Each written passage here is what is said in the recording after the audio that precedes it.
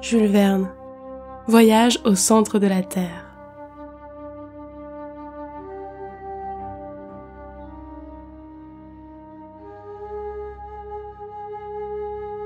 Chapitre 4. Il est parti ? S'écria Marthe en accourant au bruit de la porte de la rue, qui, violemment refermée, venait d'ébranler la maison tout entière. Oui, répondis-je, complètement parti. Eh bien, et son dîner ? Fit la vieille servante. Il ne dînera pas. Et son souper ? Il ne soupera pas. Comment ? Dit Marthe en joignant les mains. Non, bonne Marthe, il ne mangera plus, ni personne dans la maison. Mon oncle Lidenbrock nous met tous à la diète, jusqu'au moment où il aura déchiffré un vieux grimoire, qui est absolument indéchiffrable. Jésus, nous n'avons donc plus qu'à mourir de faim ? Je n'osais pas avouer qu'avec un homme aussi absolu que mon oncle, c'était un sort inévitable. La vieille servante, sérieusement alarmée, retourna dans sa cuisine en gémissant. Quand je fus seule, l'idée me vint d'aller tout conter à Graüben. Mais comment quitter la maison ? Et s'il m'appelait ? S'il voulait recommencer ce travail logographique qu'on eût vainement proposé au vieil Oedipe ? Si je ne répondais pas à son appel, qu'adviendrait-il ? Le plus sage était de rester. Justement, un minéralogiste de Besançon venait de nous adresser une collection de géodes siliqueuses qu'il fallait classer. Je me mis au travail. Je triais, j'étiquetais, je disposais dans leur vitrine toutes ces pierres creuses au-dedans desquelles s'agitaient de petits cristaux. Mais cette occupation ne m'absorbait pas. L'affaire du vieux document ne laissait point de me préoccuper étrangement. Ma tête bouillonnait, et je me sentis pris d'une vague inquiétude. J'avais le pressentiment d'une catastrophe prochaine. Au bout d'une heure, mes géodes étaient étagées avec ordre. Je me laissai aller alors dans le grand fauteuil d'Utrecht. J'allumai ma pipe à longs tuyaux courbes, dont le fourneau sculpté représentait une naïade nonchalamment étendue. Puis je m'amusai à suivre les progrès de la carbonisation, qui de ma naïade faisait peu à peu une négresse accomplie. De temps en temps, j'écoutais si quelques pas retentissaient dans l'escalier. Mais non. Où pouvait être mon oncle en ce moment ?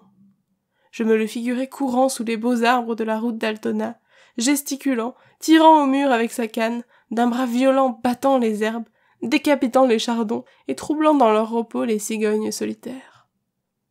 Rentrerait-il triomphant ou découragé ? Qui aurait raison l'un de l'autre, du secret ou de lui ? Je m'interrogeais ainsi, et machinalement je pris entre mes doigts la feuille de papier sur laquelle s'allongeait l'incompréhensible série des lettres tracées par moi. Je me répétais « Qu'est-ce que cela signifie ?» Je cherchais à grouper ces lettres de manière à former des mots. Impossible. Qu'on les réunît par 2, 3, ou 5, ou 6, cela ne donnait absolument rien d'intelligible.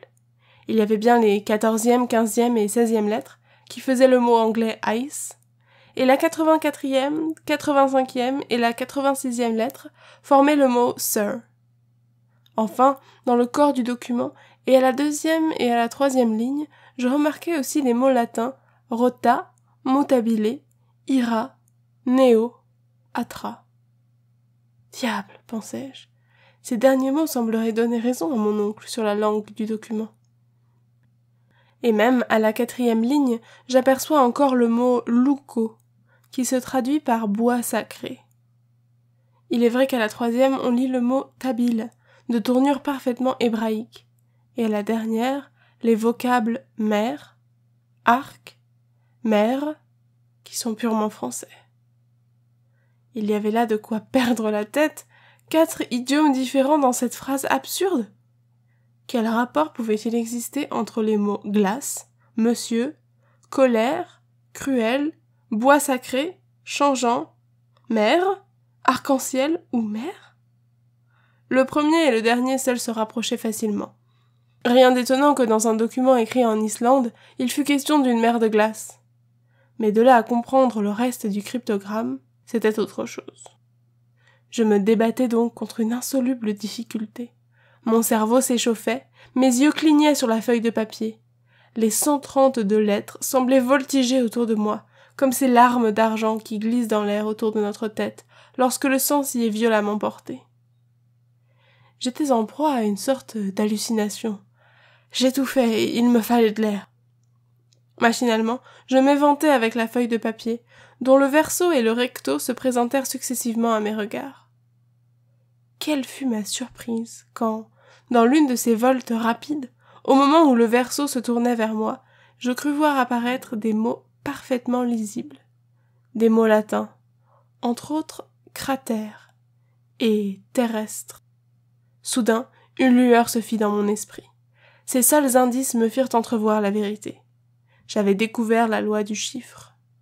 Pour lire ce document, il n'était pas même nécessaire de le lire à travers la feuille retournée. Non. Tel il était, tel il m'avait été dicté, tel il pouvait être épelé couramment. Toutes les ingénieuses combinaisons du professeur se réalisaient. Il avait eu raison pour la disposition des lettres, raison pour la langue du document.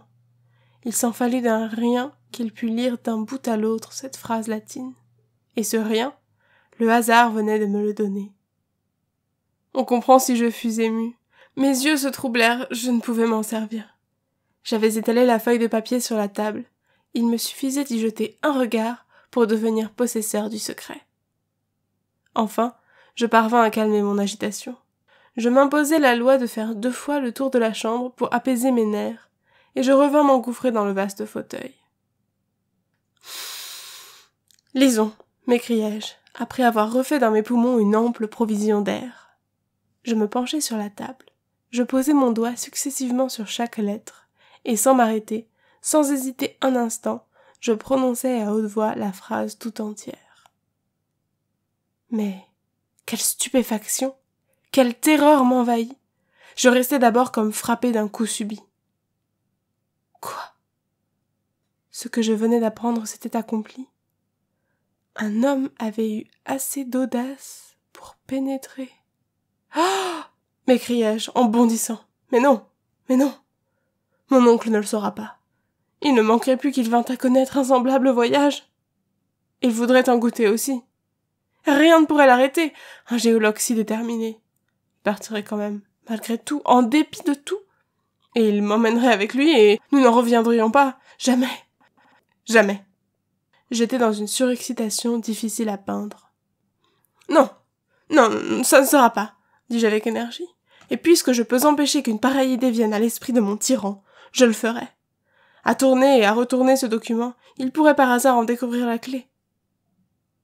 Détruisons-le. Il y avait un reste de feu dans la cheminée. Je saisis non seulement la feuille de papier, mais le parchemin de Saknussemm. D'une main fébrile, j'allais précipiter le tout sur le charbon et anéantir ce dangereux secret, quand la porte du cabinet s'ouvrit. Mon oncle parut.